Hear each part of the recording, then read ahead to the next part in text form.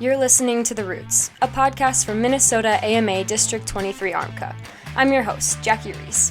Let's dive deeper into what makes our district so great. This podcast was prepared by an independent contractor and may not be the views of the Board of Directors of District 23 ARMCA or any of their sponsors or affiliates. Welcome, everybody, to episode 12 of The Roots, featuring a guy who came from Minnesota, left for a little bit, came back, Mike Evenson. Mike, how's it going? How you doing? I'm good, Jackie. I'm good. I'm good. I'm glad we're sitting down to do this. I've been bugging you for a while, and you finally bugged me back. So yeah, definitely. I had a little downtime, I guess. See you all the time doing these things, so I figured now or never. Now or never. So, like I said, you grew up in Minnesota. Where did riding and racing begin for you? So my dad's friend's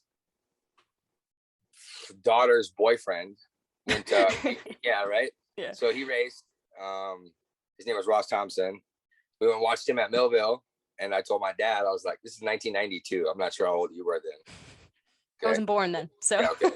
Just keep that in mind. Okay.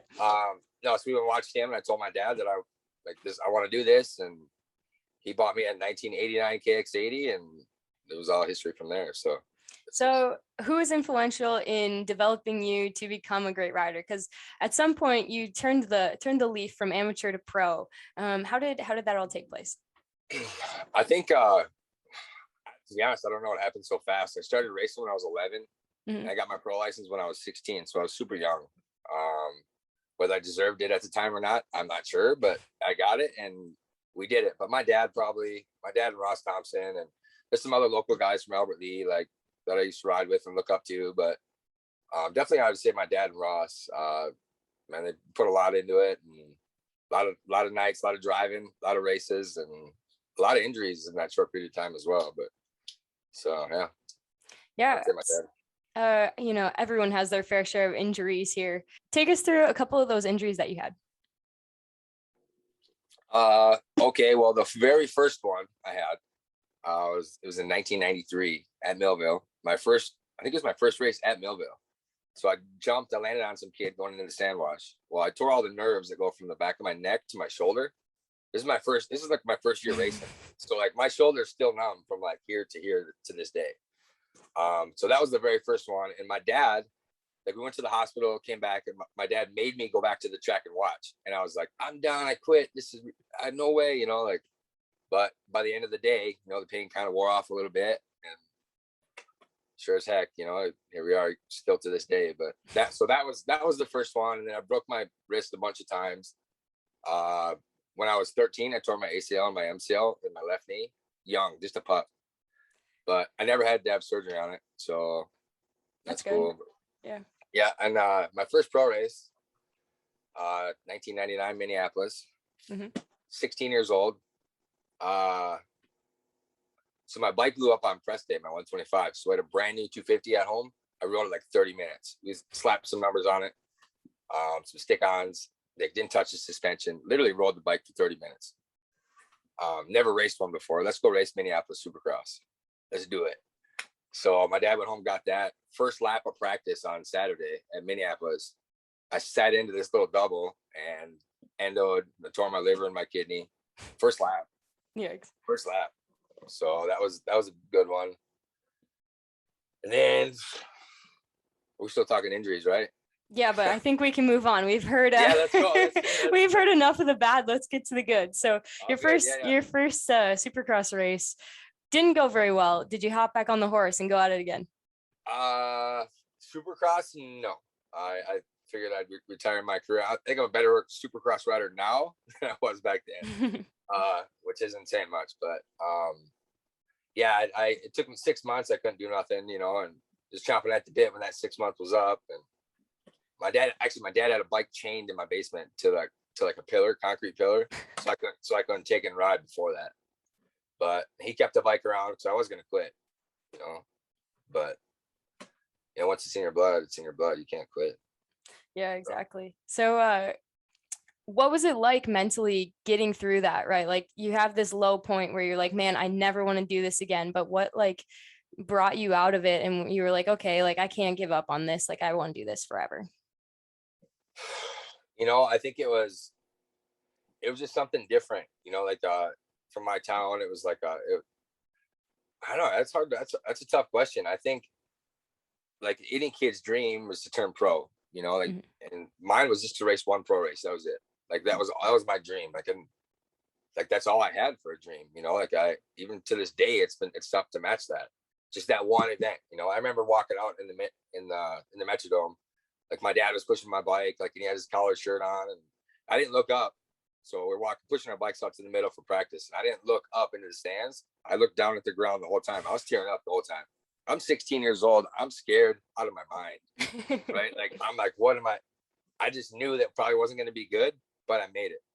Like, that's all I wanted to do is that one event. And like all the pain, the screaming from fighting, arguing about just whatever with my dad, and like to get this right was all worth it for that one moment. Tear up a little bit. That's crazy. Yeah. So yeah, but I remember it to this day, and I looked up like right before practice started, and I gave my dad a hug. Like we did it, so that was cool. Yeah. A little emotional about it, but like I said, that's the biggest thing and it didn't go very good first lap. But we were there, so it was cool. Yeah, right. It shows how much heart you have in it. And I feel like a lot of people have that same feeling, right? But it's not something you want to talk about in public. And even you at this point, how many years later, it's still like brings emotion to your face. It's incredible. So you mentioned your one Supercross race. Did you ever race any outdoor motocross races? Yep. I did 7 of them. I did mostly Millville, never qualified, which whatever. Okay. So if I did 7 nationals, 3 of them nationals, my bike blew up. Okay. And the last one was, the closest I was to qualifying, which was awesome. For me, like they used to have to qualify on Saturday, qualifier to Sunday. I always used to make it out of Saturday. It was at Millville 2000, I think 2004 it was. I was on a YZ 252 stroke. And anyways, I was passing into 9th place on the last lap. They took top, I think it was 16 at the time. So I'm pumped. I'm making it to the main. There's like, I'm passing dudes I've never passed before. Like Mikey Khan from, anyways, that was big for me. That was a huge day for me. And like, I was in it and I blew my bike up in the sand wash and the whoops at Millville. Yikes. Yeah. So, but at I never least made it was there. At least it wasn't over a jump. That could have been real bad. No, I know, for sure. So I just had bad luck, and it was okay. Made my own luck sometimes, but yeah, it's cool. Yeah, totally. So at some point you turn this racing into an actual, everyday career for you. How did you get into training and coaching other riders? I guess, in Albert Lee, there's some pretty fast kids like the SB boys. So actually Eric SB was the first kid I ever coached. And some other local guys, but his dad hit me up like, man, you should coach him. I was kind of getting older, like kind of getting out of it, and so I kind of went with that. And then obviously I met Brandon Haas and one of my buddies, and so I did it kind of locally around here. And then me and Brandon went down to South Carolina and did our deal down there for a while. And yeah. So for people that might not know, Brandon owns ClubMX. And so you made the move down there with him. What was it like? What was that experience like day in and day out? It was crazy because I was with him before club, and like he said he had this vision, whatever, and I was like, wow, whatever, like, okay, everybody. Well, he's like, hey, I'm leaving. You want to come? Let's do this. And I'm like, okay. So we packed everything up, everything I had, went down to South Carolina. And it was mind blowing. And if anybody really knew what the place was like before, man, and seen it now, it's like, geez. So anyways, it was a lot of work, like it was just me, Brandon, and Phil for quite some time. And we worked a lot of hours, a lot of late nights, and it's cool. But yeah. Who was the first person that you ever coached there, like long term? Probably Henry Miller. Yeah. Actually, Henry Miller or Jesse Wentman, probably. What was that like with two local guys from up here? It was cool. Also, Zach Williams. Brandon had a little crew of guys that he coached up here already, so they all transitioned down there. Clay Chapesky, like this old little crew of guys, and it was pretty fast guys. Mm-hmm. So that was really cool, you know, like as far as and seeing them aspire today, you know, like Henry still goes at it, you know, that's pretty cool to see. But it was, I don't know, it's worth it at the end of the day. Like you get to see that stuff happen for them guys and to be a part of that, so it's a cool thing. So yeah, it's really cool. So at what point at your time there did things really start to take off for you guys? Like when were you like, man, like we are totally succeeding here?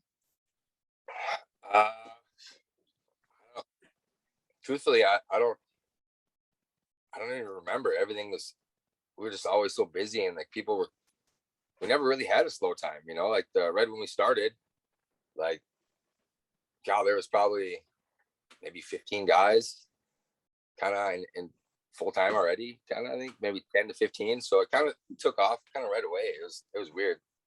So then he had like Shane McElrath come through, and he was a big staple in it. So yeah, it was kind of right off the get-go, to be honest with you.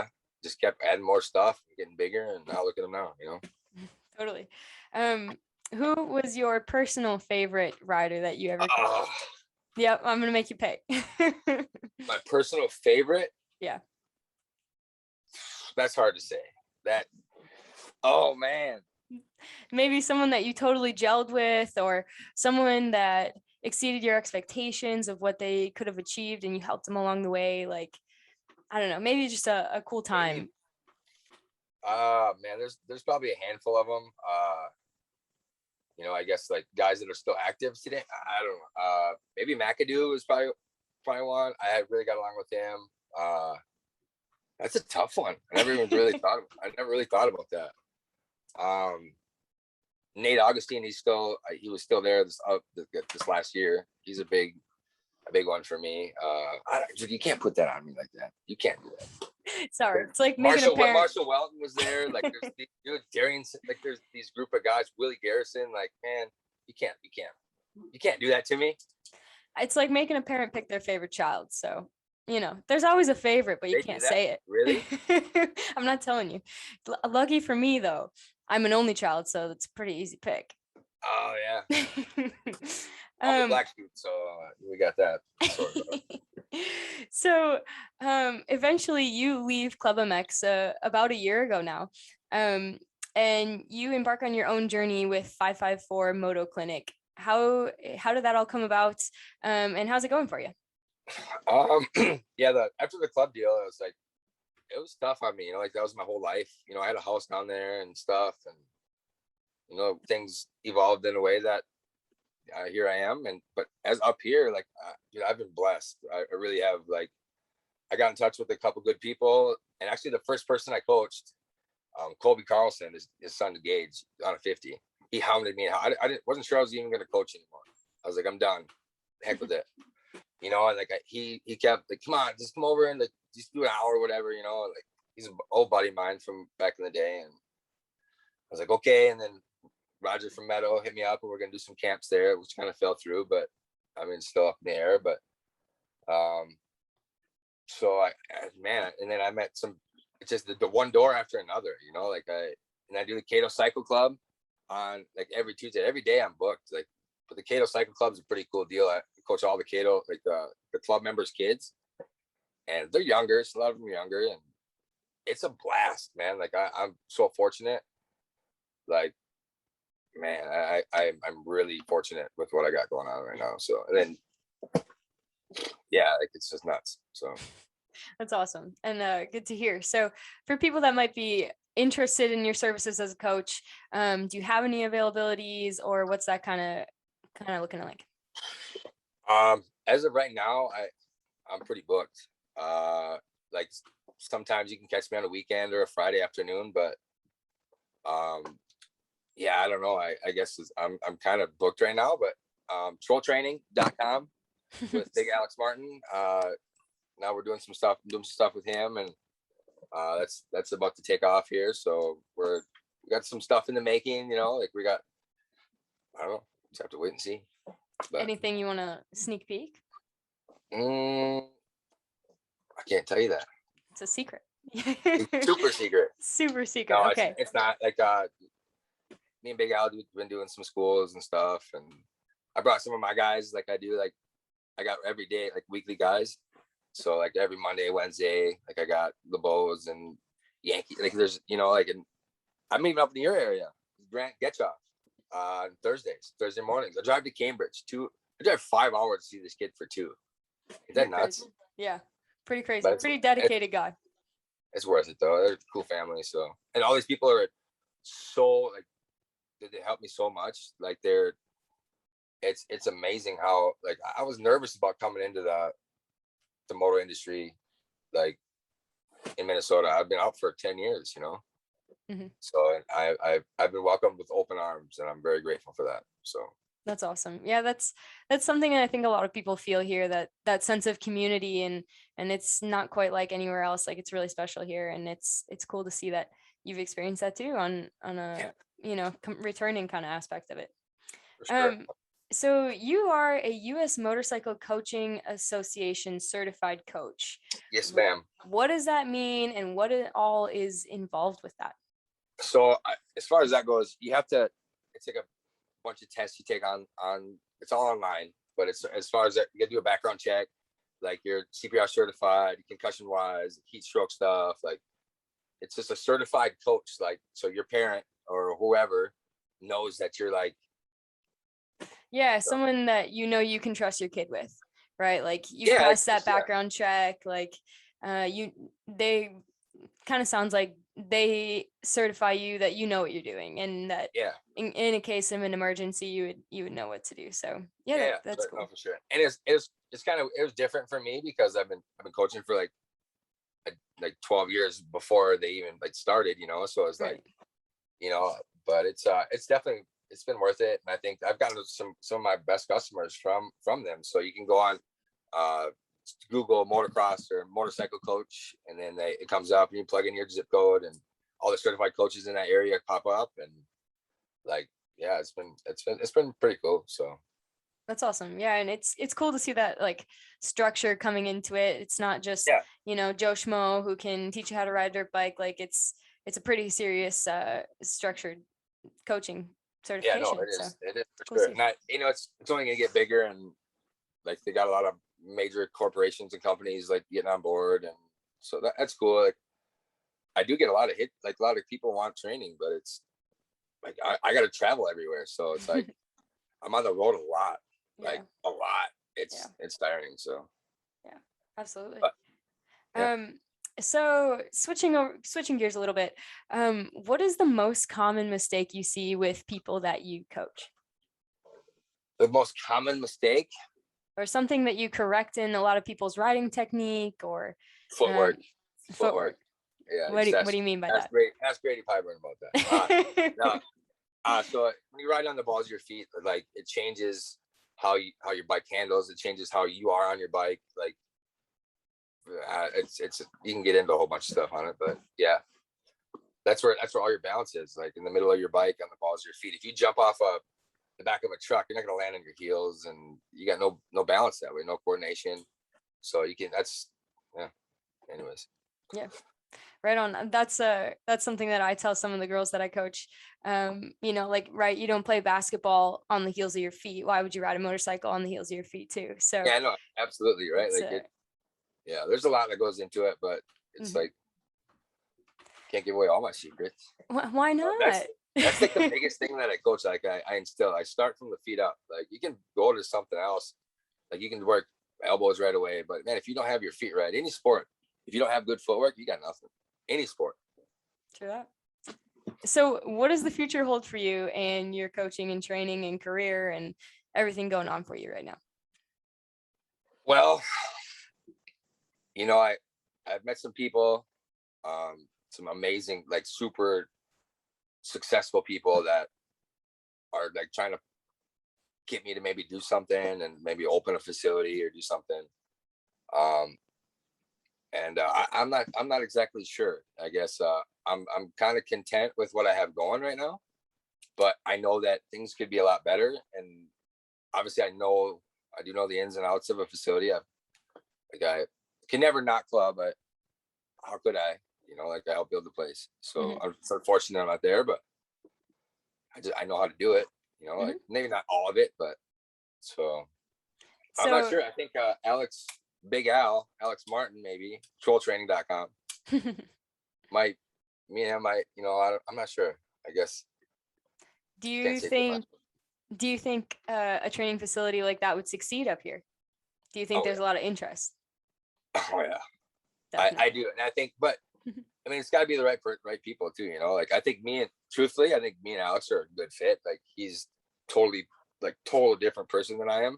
Like he wears a suit and tie most of the time. His hair perfect, but I think I think we have fun together. And I think that like this upcoming, like we got some other stuff in the makes right now. Like we got a camp our school coming up on Monday at Millville.